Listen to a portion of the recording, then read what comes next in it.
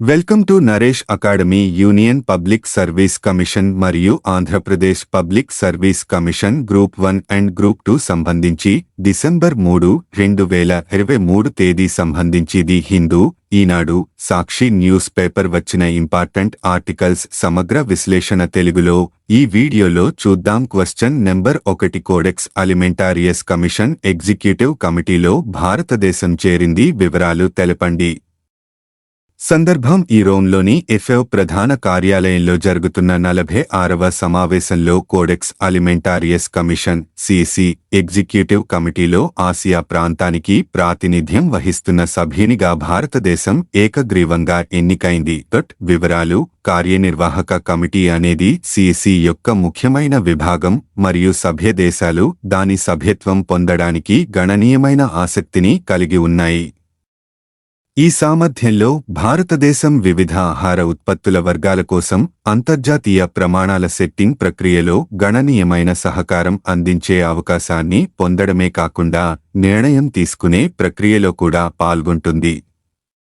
కార్యనిర్వాహక committee commission యొక్క ప్రమాణాల అభివృద్ధి కార్యక్రమం నిర్వహణలో పనిని చేపట్టడానికి ప్రతిపాదనల యొక్క క్లిష్టమైన సమీక్ష నిర్వహించడం ద్వారా మరియు ప్రమాణాల అభివృద్ధి పురోగతిని పర్యవేక్షిస్తుంది. ఎగ్జిక్యూటివ్ కమిటీలో చైర్, 3 వైస్ చైర్లు, 6 ప్రాంతీయ సమన్వయకర్తలు మరియు కోడెక్స్లోని వివిధ భౌగోళిక ప్రాంతాల నుండి ఎన్నికైన 7 ప్రతినిధులు ఉంటారు.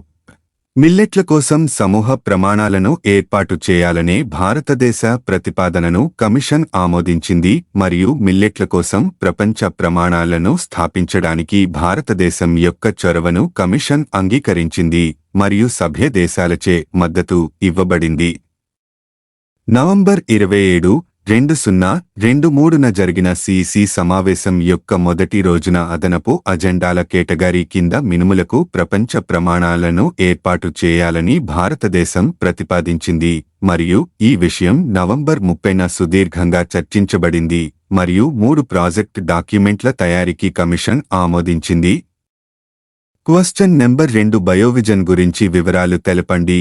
సందర్భం ఈ నవంబర్ 10, 2023న క్యాబినెట్ ఆమోదం పొందిన తర్వాత బ్రిక్ సొసైటీ యొక్క మొట్టమొదటి సమావేశాన్ని ఉద్దేశించి కేంద్ర సహాయ మంత్రి, స్వతంత్ర బాధ్యత, science technology, Moiz PMO personal, public grievance, pensions, atomic energy మరియు స్పేస్ డాక్టర్ జితేంద్ర సింగ్ మాట్లాడుతూ భారత్ కోసం బయోవిజన్ నిర్వచించాల్సిన సమయం ఆసన్నమైంది. వివరాలు.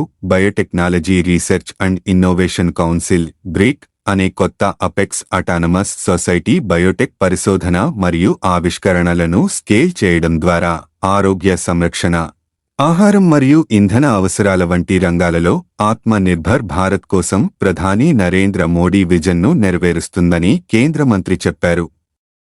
భారతీయ జీవార్థిక వ్యవస్థ గత 10 ఏళ్లలో 13 రెట్లు వృద్ధిని నమోదు చేసింది.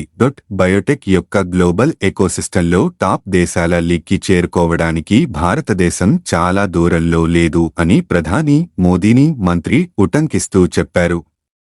బ్రిక్ దీనికి సాక్ష్యంగా ఉండబోతోందని, సబ్కా ప్రయాస్ స్ఫూర్తిని మళ్లీ పెంపొందించడం ద్వారా ప్రభుత్వం ఉత్తమమైన వ్యక్తులను ఏకీకృత వేదికపైకి తీసుకువస్తోందని ఆయన అన్నారు.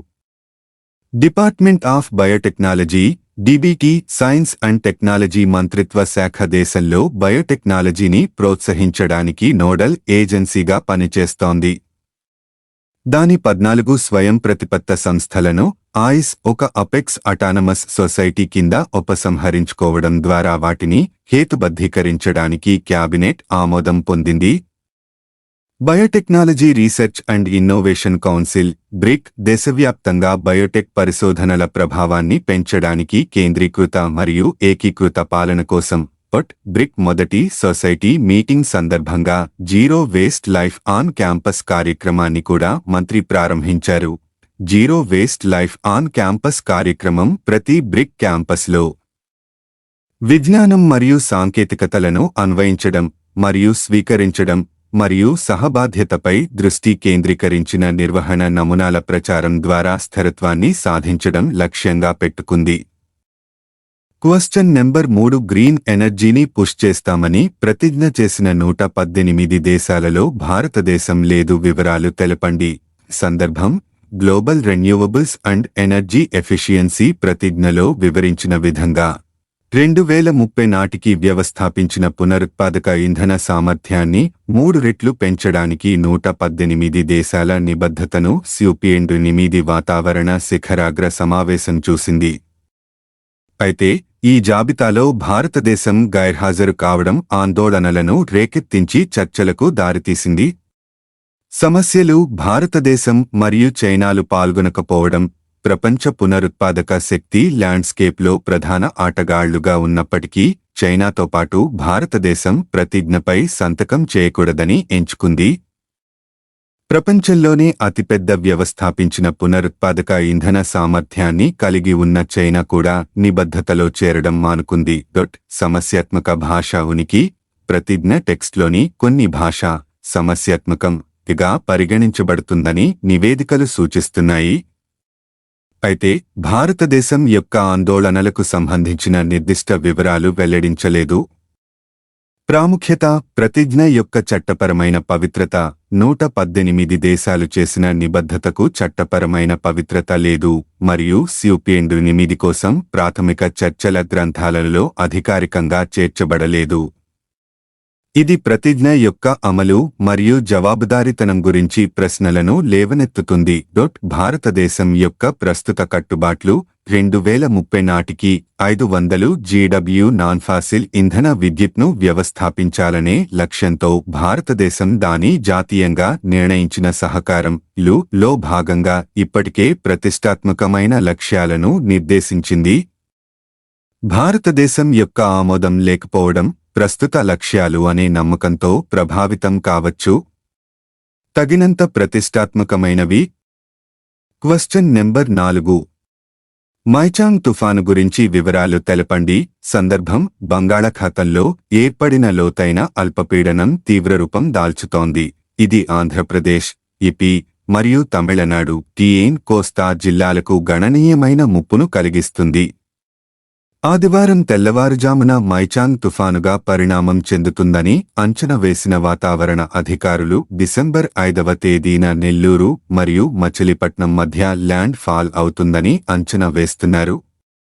80 నుంచి 90 వరకు కిలోమీటర్ల వేగంతో గాలులు వీస్తాయని, గంటకు 100 కిలోమీటర్ల వేగంతో గాలులు వీస్తాయని భారత వాతావరణ శాఖ IMD హెచ్చరించింది. సమస్యలు తీవ్రత మరియు కదలిక ప్రస్తుతం చెన్నైకి ఆగ్నేయంగా 420 కిలోమీటర్లు దూరంలో ఉన్న లోతైన అల్పపీడనం తుఫానుగా రూపాంతరం చెంది డిసెంబర్ 4 ఉదయం నాటికి దక్షిణ మరియు ఉత్తర తీరాలకు చేరుకుంటుంది. తీర ప్రాంతాలపై ప్రభావం తుఫాను కారణంగా కోస్తా ఆంధ్ర మరియు యానాల్లోని వివిక్త ప్రాంతాల్లో అతి భారీ వర్షాలు కురిసే అవకాశం ఉంది. భారీ వర్షాలు కురిసే అవకాశం ఉంది. సాధారణ స్థితికి విఘాతం రాబోయే తుఫాను కారణంగా 144 రైళ్లను రద్దు చేయడం, మత్స్యకారులను గ్రౌండింగ్ చేయడం మరియు సహాయక శిబిరాలు ఏర్పాటు చేయడంలో విపత్తు సహాయ సన్నాహాలు జరుగుతున్నాయి. తరలింపు ప్రణాళికలు ఉన్నాయి.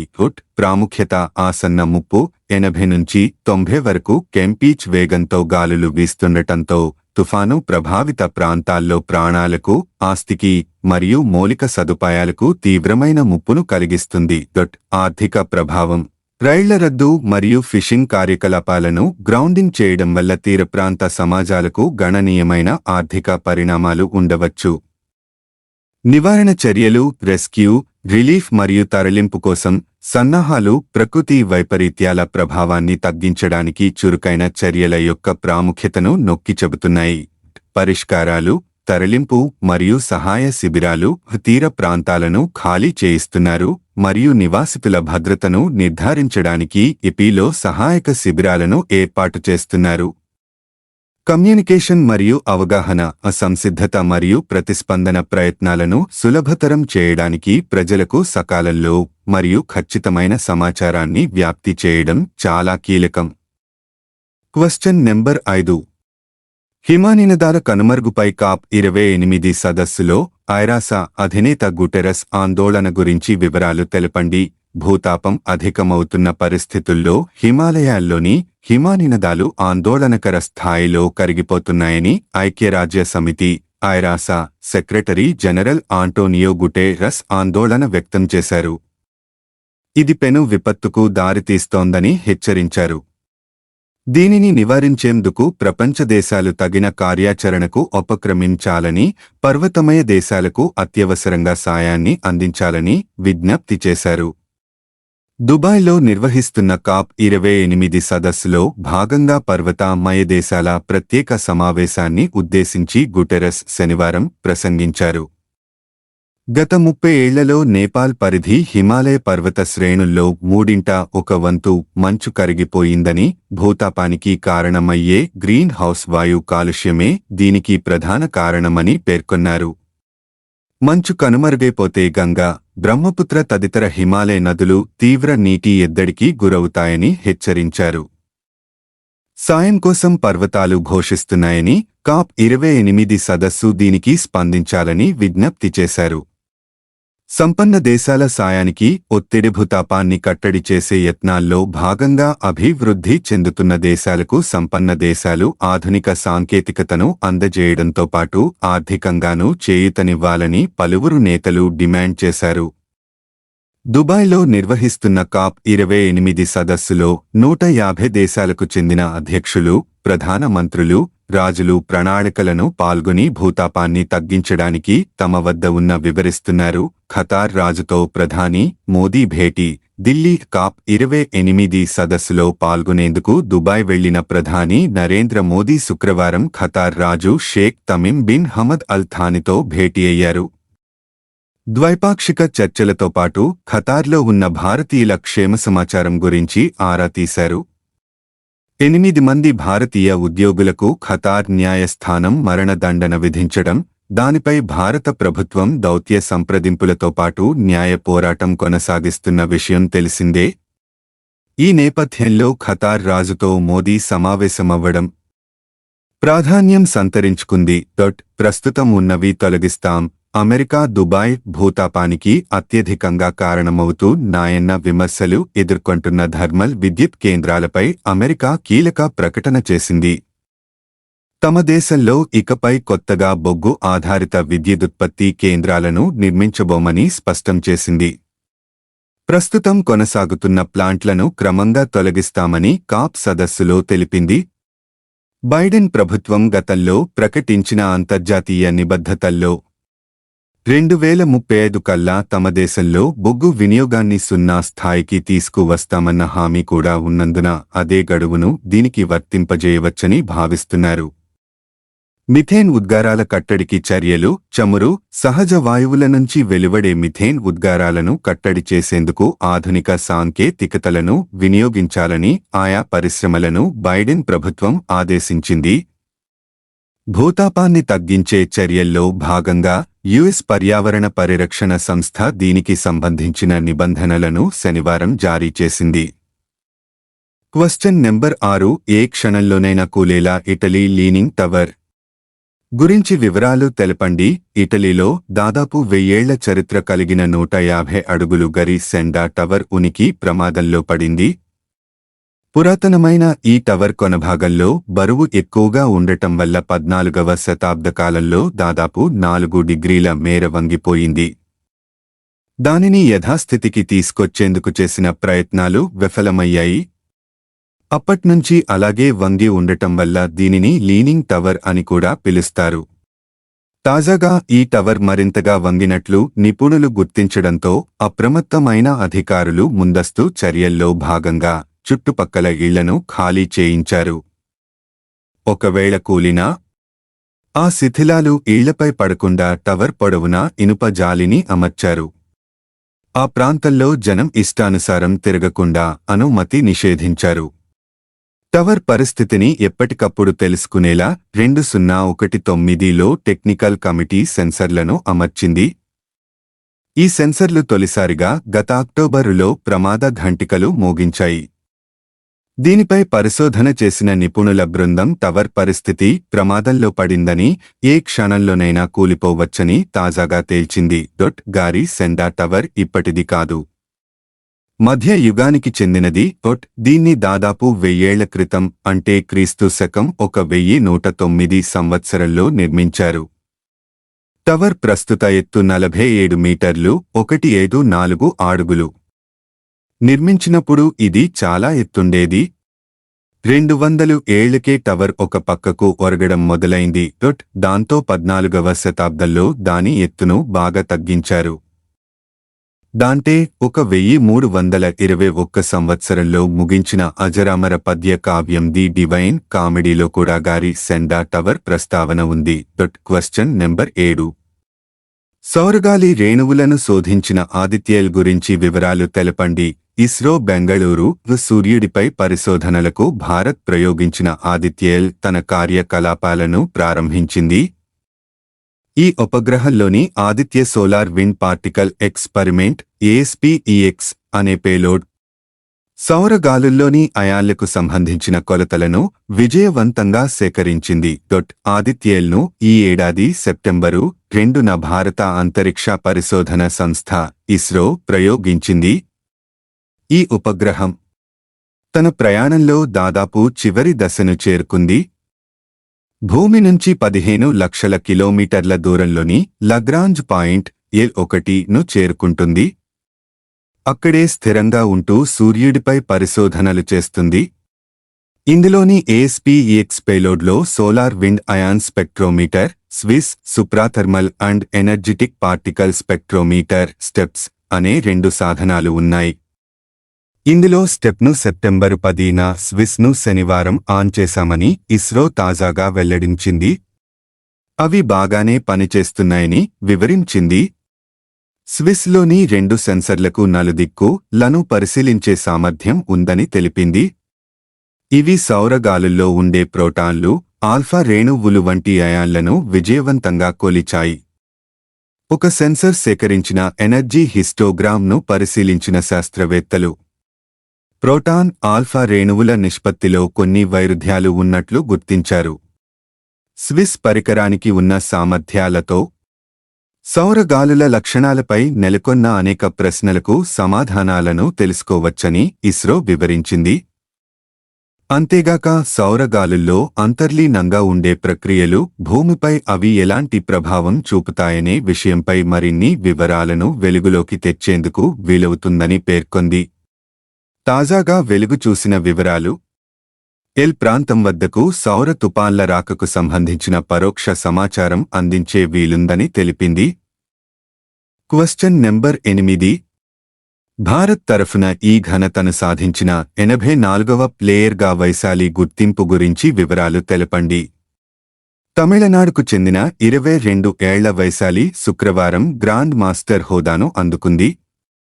స్పెయిన్లో జరుగుతున్న ఎలోబ్రిగాట్ ఓపెన్ సందర్భంగా GM గుర్తింపును దక్కించుకుంది. టోర్నీ తొలి 2 రౌండ్లో విజయం సాధించిన వైశాలి ఈ క్రమంలో 2500 ఎలో రేటింగ్ను దాటడంతో తద్వారా ప్రపంచ చెస్ భారత 84వ GMగా గుర్తింపు. GM ప్రజ్ఞానందకు వైశాలి సోదరి గ్రాండ్ మాస్టర్లుగా నిలిచిన తొలి సోదరి ద్వయంగా వీరిద్దరూ నిలవడం చెప్పుకోదగ్గ మరో విశేషం. భారత్ నుంచి GMగా మారిన 3వ మహిళా ప్లేయర్ మాత్రమే కావడం విశేషం. ఇప్పటికే చెన్ ప్రపంచంలో సంచలన విజయాలతో తనకంటూ ప్రత్యేక గుర్తింపు తెచ్చుకున్న GM ప్రజ్ఞానందకు వైశాలి స్వయంగా అక్క కావడం విశేషం.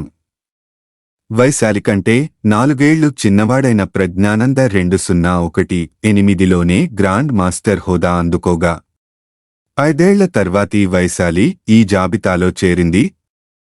పురుషుల విభాగంలో ఇదే టోర్నీకి ప్రజ్ఞానంద కూడా క్వాలిఫై అయ్యాడు. దాంతో క్యాండిడేట్స్ బరిలో నిలిచిన తొలి సోదరి జోడీగా కూడా వీరు గుర్తింపు దక్కించుకున్నారు. భారతం నుంచి గ్రాండ్ మాస్టర్ హోదా అందుకున్న తొలి మహిళగా ఆంధ్రప్రదేశ్కు చెందిన కోనేరు హంపి 2002లో గుర్తింపు పొందగా 2011లో ఆంధ్రప్రదేశ్కే చెందిన ద్రోణవల్లి హారిక కూడా ఈ హోదాను సాధించింది. చెస్ దిగ్గజం విశ్వనాథన్ ఆనంద్ ఈ సందర్భంగా వైశాలికి అభినందనలు తెలియజేశాడు. Thank you for watching this video. Please like, share, comment చేయండి మరియు subscribe my YouTube channel @Naresh academy 5509. Thank you one and all.